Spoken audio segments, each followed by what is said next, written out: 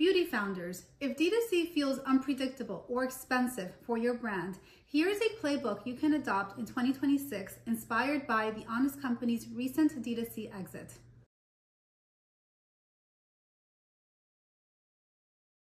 Beauty founders, you may have read that The Honest Company recently closed its D2C channel. Headlines make it sound like D2C is dead, but the reality is much more nuanced and there's a lot to learn. Taking a page from that strategy, today I'll break down how to use D2C strategically, why right-sizing it can actually accelerate growth, and how to turn hero products into growth engines across all channels. Pain point number one, D2C can be costly. It's no secret that acquisition costs are high. Maintaining e-commerce, ad spend, fulfillment eats margin, especially for brands navigating growth in our post-COVID economy. What The Honest Company's exit shows is that running D2C without a clear purpose can be distracting and costly. It's not about abandoning the channel, it's about using it wisely. As an indie beauty founder navigating growth, here's a workaround for you. Use your D2C channel as a strategic control layer, a margin-protected environment for your hero products, your bundles, your subscriptions, and use it smartly to test your messaging, your pricing, your content without overextending your budget or your team. Insight number two, D2C alone doesn't scale. Some brands put all of their eggs in the D2C basket, expecting it to drive the entire business. But even hero products can stall without integrated distribution. The key takeaway is that D2C is evolving from a primary growth engine to a piece of the omnichannel ecosystem. And the brands that win successfully integrate D2C with retail, with Amazon, with social commerce, and emerging discovery platforms. Here's the mistake I see some founders make. They treat D2C like a growth target versus a tool. And what really matters is what job is D2C doing at your beauty brand stage. So for example, for an early stage brand whose D2C revenue is 40 to 60% of the total share, then D2C's job is a place where you could learn fast. Product market fit, messaging, community. If your brand is growth stage and 20 to 35% of its revenue is coming from D2C, then its job is control layer, where you could test pricing, bundles, and support retail.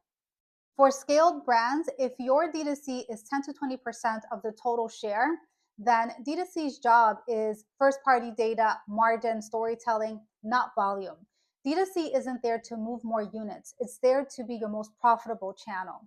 And if your D2C's revenue percentage of the total share doesn't match your beauty brand stage, then it's probably doing the wrong job. Insight number three, hero products amplify channels. If your hero product sells, but the rest of the portfolio isn't moving, you're missing leverage. A hero product gives D2C a purpose. Use it to test messaging, subscriptions, and bundles, and then apply what works to retail channels. Here's the unlock that will make a difference. Identify your hero SKU. Use D2C to test content, premium offers, and bundles around the hero SKU. Then measure performance and replicate winning strategies in retail and emerging discovery channels. Insight number four, D2C requires clarity, not more work.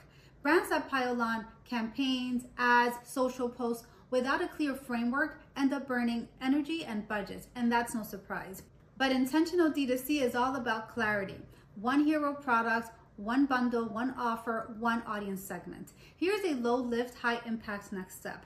If your D2C effort feels scattered or reactive, pause and recalibrate to testing fewer, higher value incentives.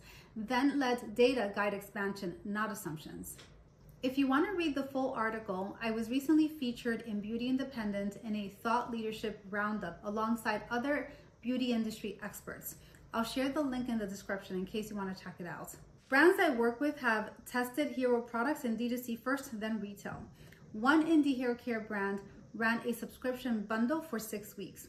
They tested and refined the messaging and offer first in D2C, then launched it in retail.